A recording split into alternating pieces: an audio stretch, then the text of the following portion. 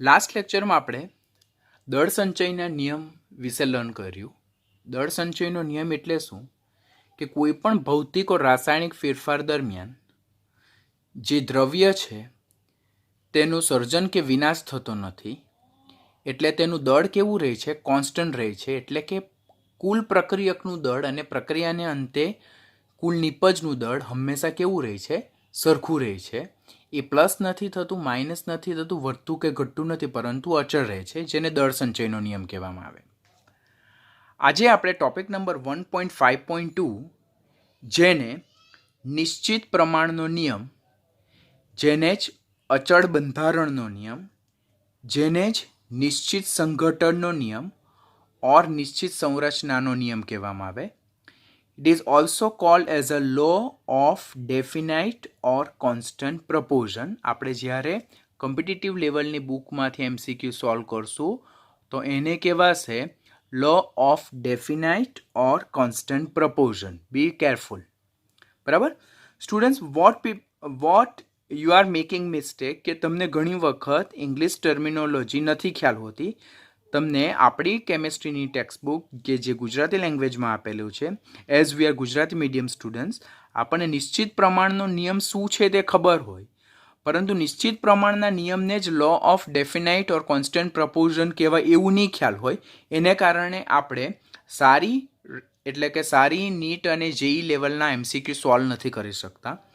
તો you always prepare your self કે જે કોઈ બી તમે ટોપિક રીડ કરો સાથે સાથે તેનું ઇંગ્લિશ ટર્મિનોલોજીને સાથે સાથે ક્લિયર કરતા જજો, જેથી તમને MCQ સોલ્વ કરવામાં જે લેંગ્વેજ જે એક બાઉન્ડ્રી બની જાય તમારા માટે, એક લિમિટેશન બની જાય, તો તે નહીં બને. I am always doing my best કે જે કોઈ બી ટોપિક હું તમને એક્સપ્લેન કરું છું સાથે સાથે તેના ઇંગ્લિશ ટર્મ પણ સાથે સાથે હું તમને રાઇટ કરીને પણ આપું છું, સમજાવું પણ છું, જેથી તમને MCQ સોલ્વ કરવામાં પ્રોબ્લેમ નહીં થાય. તો પણ કોઈક વખત તમે કોઈ જગ્યાએ ગૂંચવાઈ જાઓ તો ask me any times, I will definitely help you. તો ટોપિક નંબર 1.5.2 સ્ટાર્ટ કરીએ, જેને નિશ્ચિત પ્રમાણનો નિયમ કહેવાય, જેને નિશ્ચિત સંઘટનનો ઓર સંરચનાનો નિયમ કહેવાય. સૌ પ્રથમ આ નિયમની શોધ કોણે કરેલ? તો ફ્રેન્ચ રસાયણશાસ્ત્રી જોસેફ પ્રાઉસ્ટે કરેલી હતી. આ નિયમ શાની સાથે સંકળાયેલો છે? તો આ નિયમ કોઈ પણ સંયોજનમાં રહેલા ઘટક તત્વોના પ્રમાણ એટલે કે માત્રા સાથે સંકળાયેલ છે. બરાબર છે? તો ક્વેશ્ચન પૂછાય કે ઘટક તત્વોના નિશ્ચિત પ્રમાણ સાથે નીચેનામાંથી કયો નિયમ સંકળાયેલો છે? તો તેને કહેવાય નિશ્ચિત પ્રમાણનો નિયમ, નિશ્ચિત સંરચનાનો નિયમ ઓર નિશ્ચિત સંગઠનનો નિયમ. નિયમ શું કહે છે કે કોઈ પણ રાસાયણિક સંયોજન કોઈ પણ પદ્ધતિ દ્વારા કોઈ પણ પ્રદેશમાંથી કોઈ પણ મેન્યુફેક્ચરિંગ કંપની દ્વારા બનાવવામાં આવે તો પણ તે રાસાયણિક સંયોજનમાં રહેલા ઘટક તત્વોનું જે દળ પ્રમાણ હંમેશા કેવું હોય છે? નિશ્ચિત હોય છે. એટલે કે a chemical compound is always found to be made up of the same element combined together in the same fixed proportion by mass. એટલે કોઈ એક રાસાયણિક સંયોજન, સે ફોર એક્ઝામ્પલ પાણી, તો પાણીનો નમૂનો કોઈ પણ પદ્ધતિ દ્વારા મેળવવામાં આવે, કોઈ પણ પ્રદેશમાંથી પાણીનો નમૂનો કલેક્ટ કરવામાં આવે, કોઈ પણ મેન્યુફેક્ચરિંગ યુનિટ એ બનાવે, તો પણ તેમાં હાઇડ્રોજન અને ઓક્સિજનનું પ્રમાણ શું હોય કે 2 હાઇડ્રોજન પરમાણુ દીઠ 1 ઓક્સિજન પરમાણુ જોડાયેલા હોય. અને દળથી વાત કરીએ તો 2:16 એટલે કે 1:8ના રેશિયોમાં જોડાયેલા હોય. તો તેને કહેવામાં આવે લો ઓફ કોન્સ્ટન્ટ પ્રપોર્શન. એટલે કોઈ એક કમ્પાઉન્ડ, કોઈ એક સંયોજન, કોઈ પણ પદ્ધતિ, કોઈ પણ 100 પદ્ધતિ, 200, 500, 1000 કોઈ પણ પદ્ધતિથી મેળવવામાં આવે કોઈ એક સ્પેસિફાઈડ સંયોજન, કોઈ પ્રદેશમાંથી એનો નમૂનો ભેગો કરવામાં આવે, બરાબર, કે કોઈ મેન્યુફેક્ચરિંગ કંપની એને બનાવી, મેન્યુફેક્ચરિંગ કંપની પણ જુદી જુદી હોય, તો પણ એ પર્ટિક્યુલર સંયોજન જે છે તેમાં રહેલા બધા જ ઘટક તત્વોની માત્રા હંમેશા સરખી હોય અને તેમનું દળથી પ્રપોર્શન હંમેશા સરખું હોય, તો તેને કહેવામાં આવે છે નિશ્ચિત પ્રમાણનો નિયમ. અગાડી આપણે દળ સંચયનો નિયમ જોયો. દળ સંચયનો નિયમમાં પ્રક્રિયક અને નિપજનું દળ સરખું મળે તો દળ સંચયનો નિયમ લાગુ પડે એવું આપણને ખબર પડી જાય. એટલે દ્રવ્યનું સર્જન કે વિનાશ ન થાય. પરંતુ નિશ્ચિત પ્રમાણના નિયમ શું થાય કે કોઈ એક સંયોજનમાં રહેલા ઘટક તત્વોનું પ્રમાણ હંમેશા નિશ્ચિત હોય, ભલે એ સંયોજન કોઈ પણ વ્યક્તિ દ્વારા, કોઈ પણ પ્રદેશ દ્વારા, કોઈ પણ મેન્યુફેક્ચરિંગ યુનિટ દ્વારા મેળવવામાં આવતું હોય, પણ તેમાં રહેલા ઘટક તત્વોનું પ્રમાણ હંમેશા નિશ્ચિત હોય છે. તેને દળ સંચયનો નિયમ કહેવામાં આવે છે. આપણી ટેક્સ્ટબુકમાં એક ઉદાહરણ દર્શાવ્યું છે, તો તે ઉદાહરણ જો હું તમને સમજાવું તો જે જોસેફ પ્રાઉસ જે છે તેણે કોપર કાર્બોનેટ, જે CuCO3 કહેવામાં આવે, તેના 2 નમૂના ભેગા કરેલા. એક એણે પ્રદેશમાંથી કુદરતી નમૂનો ભેગો કરેલો, પૃથ્વીના પેટાળમાંથી, અને સેમ એવો જે કોપર કાર્બોનેટ છે, ક્યુપ્રિક કાર્બોનેટ જેને કહેવામાં આવે, તેને સંશ્લેષિત રીતે બનાવેલો, એટલે artificially prepared in a lab. કુદરતી નમૂનો અને સંશ્લેષિત કોપર કાર્બોનેટના નમૂનામાં જો કોપર, કાર્બન અને ઓક્સિજનના પર્સન્ટેજ કમ્પેર કરવામાં આવ્યો તો that is found as a equal. એટલે કુદરતી નમૂનો હોય કે સંશ્લેષિત નમૂનો હોય, કોનો? કોપર કાર્બોનેટને, તો તેમાં કોપર, કાર્બન અને ઓક્સિજનના પર્સન્ટેજ જો કેવા મળ્યા? સરખા જ મળ્યા આપણને. તો ત્યારે એ જે નિયમ છે તેને શું કહેવામાં આવે? નિશ્ચિત પ્રમાણનો નિયમ. એટલે કોપર કાર્બોનેટનો નમૂનો કુદરતમાંથી મળે કે આર્ટિફિશિયલી મેડ, એ આર્ટિફિશિયલ લેબ એટલે કે આર્ટિફિશિયલ રીતે લેબમાં બનાવવામાં આવે, તો પણ અંદર કોપર, કાર્બન અને ઓક્સિજનનું ટકાવાર પ્રમાણ કેવું હોય છે? સરખું હોય છે. દળ પ્રમાણ હંમેશા કેવું હોય છે? નિશ્ચિત હોય છે. તો તેને આપણે નિશ્ચિત સંઘટનનો, નિશ્ચિત સંરચનાનો ઓર નિશ્ચિત પ્રમાણનો નિયમ કહીએ. બીજું જો વેલ નોન ઉદાહરણ જો જોઈએ આપણે, તો તે છે પાણીનો નમૂનો. બરાબર? કે પાણીનો નમૂનો, તો પાણી ધેટ ઇઝ H2O, તો પાણીનો નમૂનો કોઈ પણ સ્ત્રોતમાંથી ભેગો કરવામાં આવે, પછી કૂવો હોય, નદી હોય, તળાવ હોય કે દરિયો હોય, કોઈ પણ દેશમાંથી, ભારતમાં, રશિયામાંથી, અમેરિકામાંથી, આફ્રિકામાંથી, ચીન, પાકિસ્તાન, તમને જે, હા, દુશ્મન દેશનું નામ નહીં દેવાનું આપણે, ભારત, રશિયા અને અમેરિકા, જસ્ટ મેકિંગ જોક. તો ભારત, રશિયા, અમેરિકા, કોઈ પણ દેશમાંથી પાણીનો નમૂનો કલેક્ટ કરવામાં આવે, ઓર કોઈ પણ પદ્ધતિ દ્વારા પાણીનો નમૂનો બનાવવામાં આવે, તો તેમાં હાઇડ્રોજન અને ઓક્સિજન જે છે તે હંમેશા દળથી 2:16 પ્રમાણમાં જોડાયેલા હોય. 2:16 પ્રમાણમાં. શા માટે? કારણ કે પાણીનો નમૂનો જે છે, જેને H2O કહેવાય, તો તેમાં 2 હાઇડ્રોજન દીઠ 1 ઓક્સિજન જોડાયેલું હોય. 2 હાઇડ્રોજન દીઠ 1 ઓક્સિજન. હાઇડ્રોજનનું પરમાણુય દળ 1 છે, તો 2 × 1 ધેટ ઇઝ 2, અને ઓક્સિજનનું પરમાણુય દળ 16 છે. એમ પાણીનો નમૂનો, તેમાં હાઇડ્રોજન અને ઓક્સિજન હંમેશા 2:16 ઓર 1:8 ની માત્રામાં દળથી જોડાયેલા હોય. તો તેને પણ કયો નિયમ કહેવામાં આવે? નિશ્ચિત પ્રમાણનો નિયમ કહેવામાં આવે છે. બરાબર? હવે કેરલાની જે કોમન એન્ટ્રન્સ એક્ઝામ હોય તેમાં આ જ દળ સંચય, નિશ્ચિત પ્રમાણનો નિયમ આ રીતે પૂછાયેલો હતો કે શુદ્ધ પાણીનો નમૂનો હંમેશા વજનથી 88.89% ઓક્સિજન અને વજનથી 11.11% હાઇડ્રોજન ધરાવે છે. તો તે કયા નિયમની સાબિતી આપે છે? તો આન્સર શું હોય છે? તે નિશ્ચિત સંરચનાના નિયમની સમજૂતી આપે છે. આ સેમ ક્વેશ્ચન MCQના સ્વરૂપમાં કેરલાની કોમન એન્ટ્રન્સ એક્ઝામ 2002માં પૂછાયેલો હતો. મેં તમને અત્યારે જ કીધું કે અત્યાર સુધીના જે આપણે લેક્ચર જોતા હતા, તો ધેટ વોઝ ફંડામેન્ટલ લેક્ચર, કે જે ખાસ આપણને ન્યુમેરિકલ બેઝ ઓર નાના કન્વર્ઝન ફેક્ટરમાં આપણને ખાસ કામ લાગે. But now we are going to start the main topic, કે જે આના પર આપણે ખાસ ફોકસ કરવાનું હોય. હવે આપણને ક્વેશ્ચન થાય કે સર, પાણીના નમૂનામાં હાઇડ્રોજન જે છે તો તે 11.11 છે ને ઓક્સિજન 88.89% છે. તે મને કેવી રીતે ખબર પડે? તો હું લેટર ઓન તમને એ સેમ વસ્તુ શીખવું છું. એના માટેનું એક સૂત્ર છે. કદાચ તમે ટકાવાર પ્રમાણ 10મા ધોરણમાં લર્ન કર્યું હશે, નહીં લર્ન કર્યું હોય તો હું અત્યારે એનું સૂત્ર સમજાવીશ તમને, એના બેઝ પરથી ખબર પડે.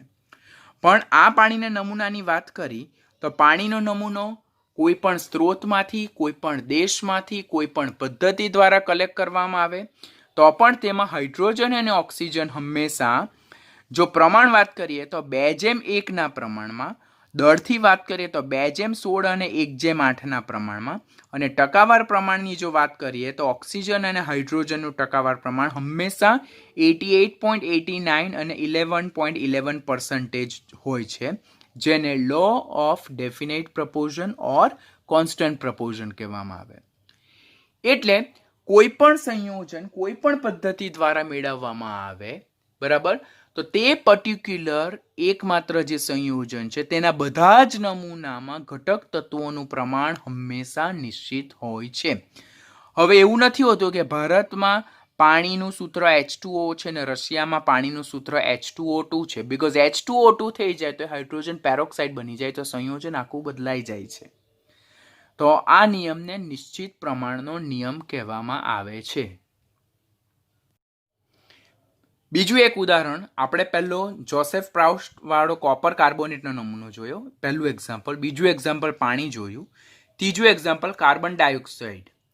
કાર્બન ડાયોક્સાઇડ જેને CO2 કહેવાય, તેનો નમૂનો જુદી જુદી પદ્ધતિ દ્વારાથી કલેક્ટ કરવામાં આવે છે. પહેલી પદ્ધતિ લાઇમસ્ટોનનું, જો લાઇમસ્ટોન એટલે કેલ્શિયમ કાર્બોનેટ જેનું સૂત્ર છે CaCO3, તેનું જો ઉષ્મીય વિઘટન કરવામાં આવે તો એમાંથી ક્વિક લાઇમ CaO કેલ્શિયમ ઓક્સાઇડ જેને કડી ચૂર્ણ કહેવામાં આવે તે મળે અને કાર્બન ડાયોક્સાઇડ છૂટો પડે છે. બીજું કોકનું પણ ઓક્સિજનની હાજરીમાં સંપૂર્ણ દહન કરવામાં આવે તો એમાંથી પણ CO2 મળે. ત્રીજું કેલ્શિયમ કાર્બોનેટની મંદ હાઇડ્રોક્લોરિક એસિડ સાથે પ્રક્રિયા કરવામાં આવે તો પણ કેલ્શિયમ ક્લોરાઇડ, કાર્બન ડાયોક્સાઇડ અને H2O મળે છે. અને ખાવાનો સોડા જેને બેકિંગ સોડા કહેવામાં આવે તેને જો હીટ કરવામાં આવે, થર્મલ ડિકમ્પોઝિશન કરવામાં આવે તો તેમાંથી આપણને ધોવાનો સોડા Na2CO3 શું છે? ધોવાનો સોડા, બરાબર, જેને જ વોશિંગ સોડા પણ કહેવામાં આવે, અને NH સોડિયમ કાર્બોનેટ પણ કહેવામાં આવે, પ્લસ CO2 પ્લસ H2O મળે. એટલે carbon dioxide can be prepared by many ways. Here I am going to explain 4 main reaction. 4 reaction યાદ રાખવાના, 12મા ધોરણ સુધી બધી જ જગ્યાએ તમને કામ લાગશે. તો 4 પદ્ધતિથી કાર્બન ડાયોક્સાઇડ મેળવ્યો. હવે બધામાં જો ગ્રીન જે સર્કલ છે તેમાં CO2. તો કાર્બન ડાયોક્સાઇડનું જે સૂત્ર છે તેમાં કોઈ ફેરફાર પડ્યો? કોઈ ફેરફાર નહીં પડ્યો. આમ કાર્બન ડાયોક્સાઇડ એ 4 પદ્ધતિથી મેળવવામાં આવે તો તેમાં જે સમાન તત્વો કાર્બન અને ઓક્સિજન ધરાવે, આમાં પણ કાર્બન અને ઓક્સિજનનું પ્રમાણ 1:2 છે, આમાં પણ 1:2, આમાં પણ 1:2, આમાં પણ 1:2. એટલે કે કાર્બન ડાયોક્સાઇડનો નમૂનો કોઈ પણ પદ્ધતિથી ભેગા કરવામાં આવે તો તેમાં એક કાર્બન પરમાણુ 2 ઓક્સિજન પરમાણુ સાથે સંયોજાયેલો હોય છે, અને જેઓ એકબીજા સાથે દળથી એટલે બાયમાસ 12:32 ઓર 3:8ના નિશ્ચિત ગુણોત્તરમાં સંયોજાય છે, બરાબર. એ 12:32 ઓર 3:8 કેવી રીતે થાય? તો કાર્બનનું પરમાણુય દળ 12 છે, ઓક્સિજનનું પરમાણુય દળ 16 છે. આમ કાર્બન ડાયોક્સાઇડ નમૂનાની સંયોજનની જો વાત કરીએ તો તેમાં એક કાર્બન પરમાણુ 2 ઓક્સિજન પરમાણુ સાથે સંયોજાય. હવે એક કાર્બન પરમાણુનું દળ કેટલું? 12 થાય. 2 ઓક્સિજન પરમાણુનું દળ 2 × 16 થાય. એટલે કાર્બન ડાયોક્સાઇડનો કોઈ પણ નમૂનો કોઈ પણ પદ્ધતિથી ભેગો કરવામાં આવે તેમાં કાર્બન અને ઓક્સિજન દળથી 12:32 ઓર 3:8ના પ્રમાણમાં સંયોજાય. 3:8 કેવી રીતે? એમાંથી 4 કોમન કાઢી લીધા તો 3:8ના પ્રમાણમાં સંયોજાય છે. તો તેને નિશ્ચિત સંરચનાનો નિયમ કહેવાય. ધીસ ઇઝ ઇમ્પોર્ટન્ટ, તમને એપ્લાય કરતા આવડવું જોઈએ. હવે આપણને એમ થાય કે સેમ ક્વેશ્ચન એમ્સની એક્ઝામમાં પૂછાયેલો છે, બરાબર. તો પર્સન્ટેજ પ્રપોર્શન કેવી રીતે ફાઇન્ડ થાય? તો કોઈ પણ સંયોજનમાં ઘટક તત્વોનું જો તમારે ટકાવાર પ્રમાણ નક્કી કરવું હોય તો તે સંયોજનમાં તત્વનું ટકાવાર પ્રમાણ શોધવા માટે તે સંયોજનમાં તે તત્વનું કુલ દળ છેદમાં સંયોજનનું કુલ દળ એટલે કે આણ્વીય દળ પ્લેસ કરવાનું અને ઇન્ટુ 100 કરવાનું થાય. ગેટિંગ? કે મને એમ કીધું કે કાર્બન ડાયોક્સાઇડનો નમૂનો છે. અત્યારે આપણે એક એમ્સના ક્વેશ્ચન વિશે ડિસ્કશન કરવા જઈ રહેલા છે. એમ્સ 1992માં ક્વેશ્ચન જે પૂછાયેલો છે તે કે કાર્બન ડાયોક્સાઇડનો નમૂનો છે તો તેમાં કાર્બનનું ટકાવાર પ્રમાણ, જેમ કે અત્યારે આપણે H2O નો નમૂનો જોયો કે જેમાં હાઇડ્રોજનનું પ્રમાણ આટલા ટકા હતું, ઓક્સિજનનું પ્રમાણ આટલા ટકા હતું. તો એ ટકાવાર પ્રમાણ કેવી રીતે શોધી શકાય? તો કોઈ પણ સંયોજનમાં જે તે તત્વનું ટકાવાર પ્રમાણ શોધવું હોય તો તે સંયોજનમાં તે તત્વનું કુલ દળ છેદમાં સંયોજનનું કુલ આણ્વીય દળ ને ગુણ્યા 100 કરવાનું થાય. કે જેમ કે CO2માં મારે કાર્બન અને ઓક્સિજનનું ટકાવાર પ્રમાણ શોધવું છે, તો પર્સન્ટેજ ઓફ કાર્બન કેવી રીતે શોધાય? CO2માં તો કાર્બન ડાયોક્સાઇડમાં એક કાર્બન પરમાણુ છે, તો એક કાર્બન પરમાણુનું દળ કેટલું?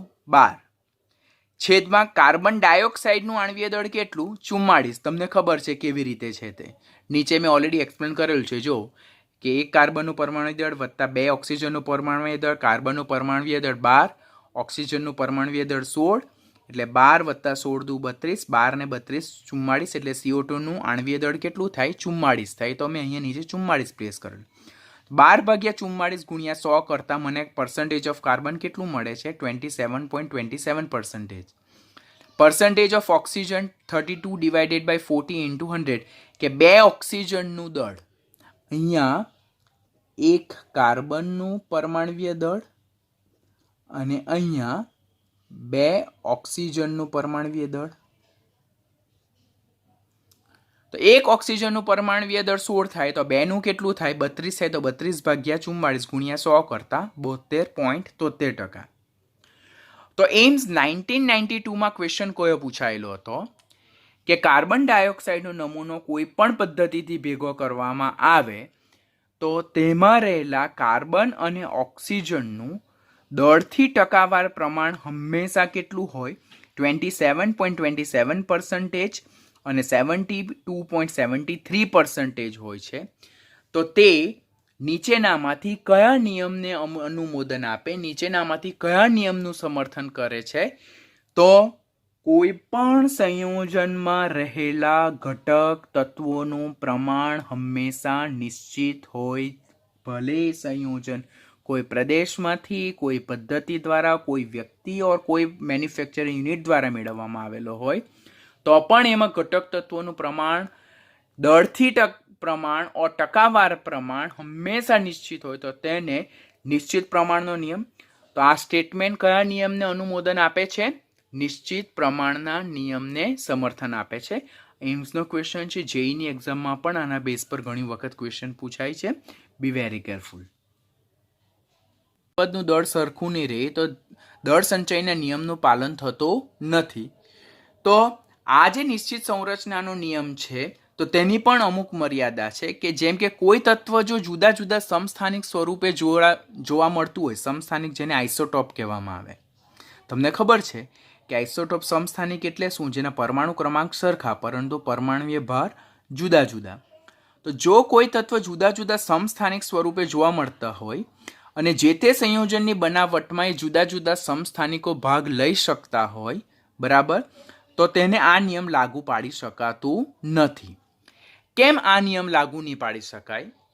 તો કાર્બન ડાયોક્સાઇડની જ જો વાત કરીએ તો કાર્બન જે છે તો તેના કુલ 3 સમસ્થાનિક છે, C12, C13 અને C14. બધાના પરમાણુ ક્રમાંક 6 છે પરંતુ પરમાણુય દળ જુદા જુદા છે. હવે કાર્બન ડાયોક્સાઇડની બનાવટમાં જો C12 સમસ્થાનિક જો સંયોજાતું હોય તો તેમાં કાર્બન અને ઓક્સિજનનો દળથી ગુણોત્તર 12:32 થતો હોય. જો C14 સમસ્થાનિક કાર્બન ડાયોક્સાઇડની બનાવટમાં સંયોજાતું હોય તો કાર્બન અને ઓક્સિજનનો દળથી ગુણોત્તર કેટલો થાય? 14:32 થાય. આમ એક જ કાર્બન તત્વના બે જુદા જુદા સમસ્થાનિક જો CO2 બનાવવામાં ભાગ લેતા હોય તો દળનો ગુણોત્તર સરખો જળવાતો નથી. તો ત્યારે અહીંયા 12:32 અને 14:32 છે, ધેટ ઇઝ નોટ ઇક્વલ. તો ત્યારે એ કેસમાં નિશ્ચિત સંરચનાના નિયમનું પાલન થતું નથી. એવી જ રીતે, બરાબર, બીજું જો આપણે વાત કરીએ તો બીજા એક નમૂનાની વાત કરું હું, કે મારી પાસે હાઇડ્રોજન છે, હાઇડ્રોજન, તો હાઇડ્રોજનના પણ સમસ્થાનિક છે, કે જેમ કે 1H1 તો તેને પ્રોટિયમ કહેવામાં આવે, પછી 1H2 તો એને ડ્યુટેરિયમ કહેવામાં આવે, 1H3 તો તેને ટ્રિટિયમ કહેવામાં આવે. આને કહેવાય પ્રોટિયમ, આને કહેવાય ડ્યુટેરિયમ અને આને કહેવાય છે ટ્રિટિયમ. જો પ્રોટિયમ ઓક્સિજન સાથે સંયોજાઈને પાણી બનાવતો હોય તો 2 હાઇડ્રોજન એન્ડ 1 ઓક્સિજન, તો એ લોકો 2:16 ના પ્રમાણમાં સંયોજાય. પરંતુ જો ડ્યુટેરિયમ સંયોજાતો હોય તો 2 ડ્યુટેરિયમ ને ડી સંજ્ઞા પ્લસ 1 ઓક્સિજન, તો ધેટ ઇઝ 2 into deuterium 4, તો 4:16. તો આ સામાન્ય પાણી થાય, આ સામાન્ય પાણી થાય, આ ભારે પાણી થાય. બંનેમાં ઘટક તત્વોનું પ્રમાણ નિશ્ચિત જળવાતું નથી. ઘટક તત્વોનું પ્રમાણ નિશ્ચિત, પણ જે દળનો ગુણોત્તર છે તેમાં 2:16 છે ને આમાં 4:16 છે, જે સરખો નથી. તો તે પણ it is a example of limitation 1. અત્યારે આપણે જે જોયું તે લિમિટેશન 1. આમ જ્યારે કોઈ તત્વ જુદા જુદા સમસ્થાનિક સ્વરૂપે જોવા મળતું હોય, બરાબર, અને સંયોજનની બનાવટમાં એ સમસ્થાનિક જો ભાગ લેતા હોય તો ત્યારે આ નિયમ લાગુ પાડી શકાતો નથી.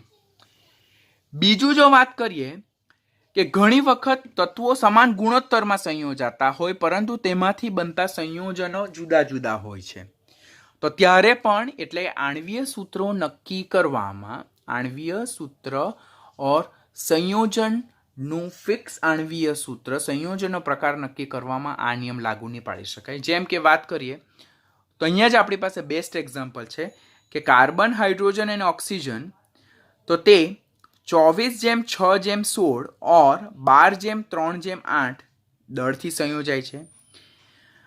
પરંતુ એમાંથી બનતા સંયોજનો જુદા જુદા હોય, કે જેમ કે એક સંયોજન ઇથેનોલ હોઈ શકે અને બીજું સંયોજન ડાયમિથાઇલ ઇથર. જો બંને સંયોજન વાત કરીએ તો બંનેમાં 2 કાર્બન છે, બંનેમાં કુલ 6 હાઇડ્રોજન છે અને બંનેમાં કુલ 2 ઓક્સિજન છે. એટલે ઇથેનોલ અને ડાયમિથાઇલ ઇથર બંનેમાં ઘટક તત્વોનું પ્રમાણ નિશ્ચિત છે, પરંતુ સંયોજનોનો પ્રકાર કેવો છે? જુદો જુદો છે. માટે નિશ્ચિત સંરચનાનો નિયમ એ સંયોજનના પ્રકાર નક્કી કરવા માટે ઉપયોગમાં લઈ શકાતો નથી. That is its second limitation. તો ફર્સ્ટ લિમિટેશન શું? કે જ્યારે કોઈ તત્વ જુદા જુદા સમસ્થાનિકો ધરાવતું હોય અને એ સમસ્થાનિકો જો સંયોજનની બનાવટમાં ભાગ લેતા હોય તો ત્યારે નિશ્ચિત સંરચનાનો નિયમ નહીં લાગુ પાડી શકાય. અને બીજું, તત્વો સમાન ગુણોત્તરમાં ભલે સંયોજાતા હોય પરંતુ તેમાંથી બનતા સંયોજનો જુદા જુદા હોય, તેમના અણુસૂત્રો જુદા જુદા હોય છે. તો that is its second limitation. હવે હોમવર્કમાં તમને 2 એક્સરસાઇઝ આપું છું. એક્સરસાઇઝ નંબર 1 કે કોઈ એક વાયુ છે તેના 2 નમૂના છે. તે પૈકી પહેલો જે નમૂનો છે જે 1.2 ગ્રામ કાર્બન અને 3.2 ગ્રામ ઓક્સિજન ધરાવે છે, અને બીજો નમૂનો 27.3% કાર્બન અને 72.7% ઓક્સિજન ધરાવે છે. એક જ વાયુના 2 નમૂના છે, જેમાં એક નમૂનામાં કાર્બનનું પ્રમાણ ગ્રામ દળથી આપેલું છે અને બીજામાં કાર્બન અને ઓક્સિજનનું પ્રમાણ ટકાવાર પ્રમાણ આપેલ છે. તો આ માહિતી કયા નિયમનું સમર્થન કરે છે? કાં તમે ટકાવાર પ્રમાણને ગ્રામમાં કન્વર્ટ કરી નાખો, ક્યાં ગ્રામને ટકાવાર પ્રમાણમાં કન્વર્ટ કરી નાખો. જો ટકાવાર પ્રમાણ સરખા મળે તો that will definitely follow the law of constant proportion or definite proportion. એટલે બંને નમૂનામાં ઘટક તત્વોનું પ્રમાણ જો નિશ્ચિત મળે, ટકાવાર પ્રમાણ જો નિશ્ચિત મળે તો એ નિશ્ચિત પ્રમાણના નિયમનું, એટલે નિશ્ચિત સંરચનાના નિયમનું પાલન કરે છે એવું સાબિત થશે. આ સેમ ક્વેશ્ચન એમ્સ 92માં પૂછાયેલો છે. હવે બીજી વખત જેઈ મેઇન અને એડવાન્સમાં પણ આને લગતા જુદા જુદા સંયોજનના ક્વેશ્ચન પૂછાયેલા છે, જેમાં તત્વો બદલી કાઢે, બાકી રકમ સેમની સેમ રહે. આ વેલ્યુ બદલાઈ જાય, બાકી રકમ એટલે કન્સેપ્ટ વિલ બી સેમ. બીજું એક એક્ઝામ્પલ કે 6.488 ગ્રામ લેડ એ 1.00 ગ્રામ ઓક્સિજન સાથે સંયોજનને લેડ પેરોક્સાઇડ બનાવે છે. હવે આ એક પદ્ધતિથી લેડ પેરોક્સાઇડ બને છે. બીજી પદ્ધતિ શું છે કે લેડ નાઇટ્રેટને ગરમ કરવાથી પણ લેડ પેરોક્સાઇડ બને છે, જેમાં ઓક્સિજનનું ટકાવાર પ્રમાણ આટલું માલુમ પડે છે. તો આપેલ માહિતી નિશ્ચિત સંરચનાના નિયમનું પાલન કરે છે કે નહીં તેવું સાબિત કરો. રકમ જોતાં જ આપણને ખબર પડવી જોઈએ કે કોઈ એક નમૂનો બે જુદી જુદી પદ્ધતિથી બનતો હોય તો પણ તેમાં રહેલા તત્વોનું જે ટકાવાર પ્રમાણ જે છે તે હંમેશા સરખું જ હોય છે. તો ત્યારે એને નિશ્ચિત સંરચનાનો નિયમ કહેવાય. પરંતુ આપણને અહીંયા ક્વેશ્ચન એમ પૂછ્યો છે કે નિશ્ચિત સંરચનાના નિયમનું પાલન થાય છે કે નહીં તેવું સાબિત કરવાનું છે. તો પહેલી પદ્ધતિમાં લેડ અને ઓક્સિજનનું વજન આપેલું છે આપણને.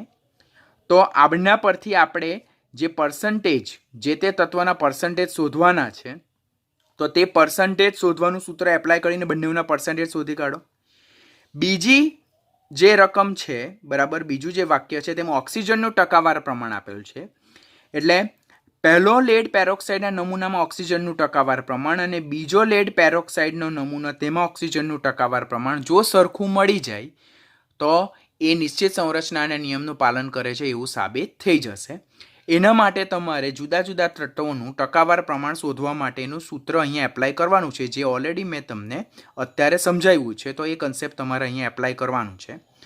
તો આનો આન્સર પણ હું તમને નેક્સ્ટ લેક્ચરમાં સમજાવી દઈશ, જેથી તમારો કન્સેપ્ટ ક્લિયર થઈ જાય. આની સાથે law of constant proportion or definite proportion over થાય છે.